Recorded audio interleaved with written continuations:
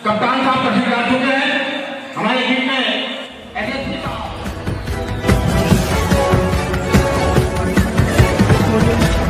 अमन committee में अध्यक्ष पद को लेकर छिड़ गई बयानबाजी, एक दूसरे पर आरोपों की बौछारें।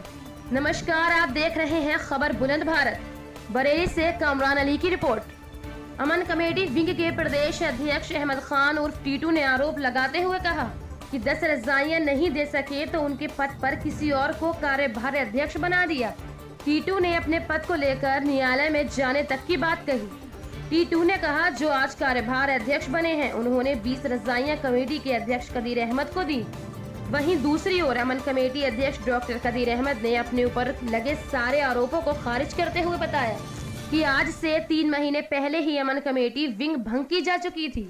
वहीं अमन कमेटी के प्रदेश अध्यक्ष कदीर अहमद ने कहा कि टीटू सिर्फ अमन कमेटी में अपने फोटो शूट कराने के लिए ही आते थे। मेरा नाम अहमद खान टीटू है। मैं अमन कमेटी यूथ विंग का प्रदेश अध्यक्ष हूँ और मैं 5 साल से अमन कमेटी के लिए निस्वार्थ काम कर रहा हूँ।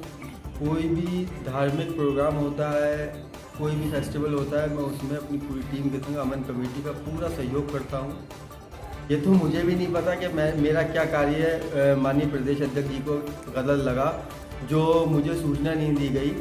और जैसा कि 27 जनवरी को मुझे सोशल मीडिया के माध्यम से पता लगा कि मेरे स्थान पे यानी यूथ प्रदेश अध्यक्ष जिस स्थान पर मैं मौजूद हूँ अभी, उस स्थान पे किसी निसार खान, जनाब निसार खान साहब हैं, उनको ये पद दे दिया गया है। सोशल मीडिया में मेरा ग्रुप है अमन कमेटी, सूचना दी जाए।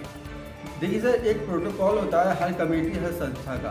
पहले तो एक मीटिंग होती है, उसमें डिसाइड किया जाता है कि किस पद पे किसको रखा जाएगा। अगर किसी को हटाना भी है तो 1 या 2 दिन पहले एक सूचना दी जाती है कि आपको हम पद से हटा रहे हैं। और दूसरी चीज़, मुझे कोई सूचना नहीं दी गई। 27 तारीख को जब मुझे मालूम पड़ा कि मुझे इस पद से हटा दिया गया, मेरे स्थान पे किसी दूसरे को रख लिया गया, तो मैंने माननीय प्रदेश अध्यक्ष डॉक्टर कदीर अहमद साहब से बात की। उनसे ये पूछा जब, सर ये ऐसा क्या हुआ, तो बोले नहीं, अध्यक्ष आप ही हो, मैंने उसको कार्यवाहक अध्यक्ष बनाया है। कार्यवाहक अध्यक्ष किन कंडीशनों में बनाया जाता है? कार्यवाहक अध्यक्ष सर इसलिए बनाया जाता है जब जो मौजूदा अध्यक्ष होता है उसका स्वास्थ्य ठीक ना हो, या वो अपने ज़िले से बाहर हो कहीं पर, या इस वक्त काम नहीं करता हो। मैं तो बिल्कुल सही हूँ, काम कर रहा हूँ, कमेटी के बिल्कुल फिट हूँ और मैं सोशल काम करता रहता हूँ, समाज सेवा करता हूँ। आज भी मैं एक प्रोग्राम में गया था सुभाष नगर, उसमें से भी आ रहा हूँ। मैं तो बिल्कुल ठीक हूँ। अगर आपको आपके पद पर सम्मान के साथ नहीं लिया जाता तो आप अगला कदम क्या उठाएंगे? नहीं, देखिए, अगले कदम का यह है, मैं उनसे जवाब तलब तो चाहूँगा माननीय कदीर अहमद साहब से कि ये ऐसा क्यों किया उन्होंने। किस माध्यम से आप जवाब लेना चाहते हैं? देखिए, किसी भी माध्यम से ले सकता हूँ, मैं न्यायालय की मदद ले सकता हूँ अपने वकील के थ्रू, तो मैं ज़्यादा कुछ नहीं कह सकता। हाँ, लेकिन अब जो अमन कमेटी में लोग जुड़ रहे हैं वो मेरे समझ से तो कमेटी के कम, अपने स्वार्थ के लिए ज़्यादा, और समाज सेवा कम और अपने स्वार्थ के लिए ज़्यादा। जैसे कौन कौन लोग हैं? अब मैं नाम ना है मुनासिब पद ही बता दीजिएगा। अब ये सब मुनासिब नहीं होगा, देखिए, नाम लेना, और लेकिन सब जानते हैं। कहीं ऐसा तो नहीं कि आपका जानकारी के अनुसार आपके पास इतना पैसा नहीं है इसलिए आपको पद से हटाया जाता हो सकता है, क्योंकि मैं मजदूर हूँ, मेरी छोटी सी दुकान है और मैं काम करता हूँ। बस कमेटी में अब जो वो कल्चर आ गया है, वो दूसरा कल्चर आ गया। जो पहले जो कमेटी अमन कमेटी थी, समाज सेवा करती थी, गरीबों की मदद करती, अब वो नहीं कर रही है।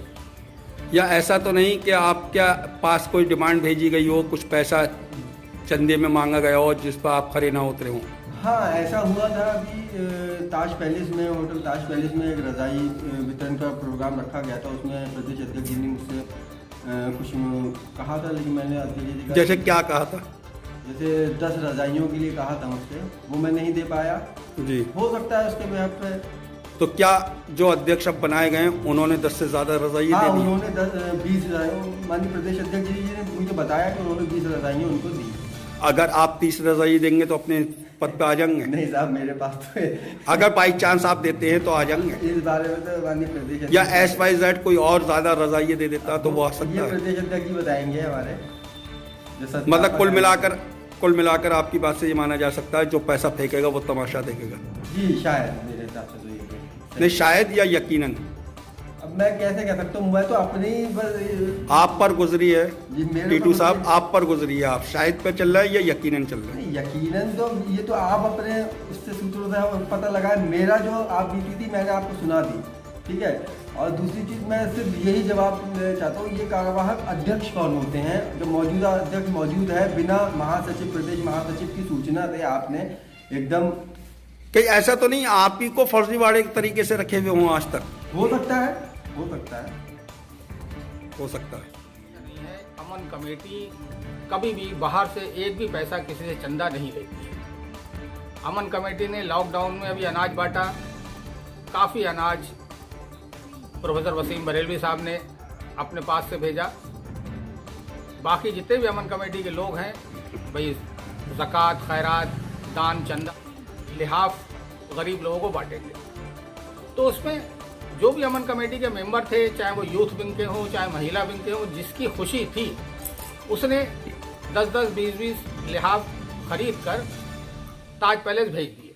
मैंने अपने हाथ से, किसी ने 10 लिहाफ भेजे, मैंने उसको 10 टोकन दे दिए कि भाई ये गरीब लोगों को 10 टोकन दे देना। ऐसा नहीं है। अमन कमेटी यूथ विंग हम 3 महीने पहले ही भंग कर चुके थे, अहमद खान टीटू के कहने से ही, क्योंकि इन्होंने हमारी अमन कमेटी के यूथ विंग के 2 लोगों पर इल्ज़ाम लगाया कि ये गड़बड़ कर रहे हैं। इन्होंने यूथ विंग भंग कराई। उन्होंने वायदा किया कि मैं 1 महीने में 25 लोगों की एक यूथ विंग की टीम बना के आपको दूंगा, जिसमें हिंदू, मुस्लिम, सिख, ईसाई सब शामिल रहेंगे।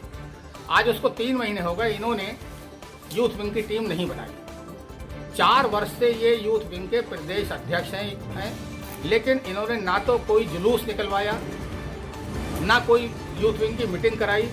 बस इनका शौक क्या है कि जब ये एसडीओ बिजली घर जाएंगे मिलने हम, तो साथ जाके फ़ोटो खिंचाएंगे, डीएम साहब के जाएंगे तो फ़ोटो खिंचाएंगे, लेकिन किसी भी तरह पुलिस प्रशासन की ये मदद नहीं करते।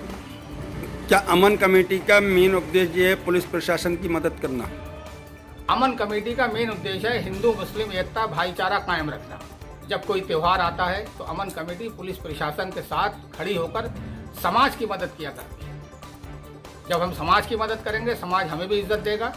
एक आज वो लोग शामिल हो रहे हैं जो अपनी जेब से पैसा खर्च करके, जैसे कि निसार पहलवान को मैंने यूथ विंग का अध्यक्ष बनाया है, प्रदेश अध्यक्ष। तमाम अमन कमेटी की जो कोर कमेटी है, 11 लोगों ने उस पर साइन करे हैं। तो उसने अपनी खुशी से फौरन रज़ाई बांटने में भी हिस्सा लिया। इससे पहले बिना कुछ कहे उसने तमाम खाने के पैकेट बांटे थे। उस वक्त वो अमन कमेटी में शामिल भी नहीं था। अगर उस पर ये इल्ज़ाम लग रहा है तो ऐसा कुछ नहीं है। जब कोई हटता है तो उसको तकलीफ होती है, दर्द होता है। अरे भाई, आपको अमन कमेटी से कोई फ़ायदा नहीं है तो आप क्यों इतना वो कर रहे हो? आप कुछ दिन खामोशी से बैठ जाओ। ये माना जा सकता है वो पूरी तरीके से अमन कमेटी से बाहर हो गए? नहीं, वो अहमद खान टीटू को बाहर नहीं किया गया है। हमने उनसे कहा है हम तुम्हें फिर 3 महीने का टाइम दे रहे हैं। आप 25 लोगों की हमें एक यूथ विंग की टीम हिंदू, मुसलमान, सिख, ईसाई की बना के दो, जिनके आधार नंबर, जिनके आधार की फोटोस्टेट, उनके फ़ोटो सब हों, उनका करेक्टर वेरिफिकेशन करा के दो। हम दोबारा तुम्हें प्रदेश अध्यक्ष बना देंगे। हमें तो अमन कमेटी में काम करने वाले लोग चाहिए, सिर्फ फ़ोटो खिंचाने वाले लोग नहीं चाहिए। उनका ये भी कहना है कि मुझे सूचना नहीं दी थी। सूचना का मतलब क्या नहीं, होता है? मैंने सूचना खुद उनकी दुकान पर दे के आया हूँ। मैं एक हाजी नवाजी इंसान हूँ, उनसे खुद कह के आया हूँ कि भाई अहमद भाई देखो, मुझे 3 महीने हो गए कहते हुए आप यूथ विंग तैयार नहीं कर रहे हो। मेरी उम्र 64 साल की हो गई है। मैं इस लायक नहीं हूँ कि मैं हर जुलूस, हर मीटिंग में साथ रहूँ। उन्होंने कहा मैं भी बना रहा हूँ। ये 3 महीने से वो कहते कहते मैं थक गया। तब तो जितने आरोप कमेटी पर और आप पर जो वो लगा रहे हैं, तो वो क्या एक बेबुनियाद हैं? सारे आरोप उनके बेबुनियाद हैं। उनसे ये पूछो, अगर वो अमन कमेटी से कुछ दिनों के लिए हट गए हैं तो इतना परेशान क्यों हो रहे हैं? वो तो समाजवादी पार्टी में 14 साल से नेतागिरी कर रहे हैं। प्रोफेसर वसीम बरेलवी साहब के वो सगे भांजे हैं, सब अधिकारी उन्हें जानते हैं, बड़े बड़े अधिकारी जानते हैं। समाजवादी पार्टी में वो जब कार्यकर्ता हैं तो फिर आपने अपनी कमेटी में क्यों लिया? क्योंकि राजनीति से आपका कोई ताल्लुक है ही नहीं। हमारा राजनीति से कोई ताल्लुक नहीं है, लेकिन अगर कोई लड़का हम सोचते हैं कि भाई कुछ काम कर सकता है, कुछ समाज की मदद कर सकता है, इसलिए हमने उनको शामिल किया था।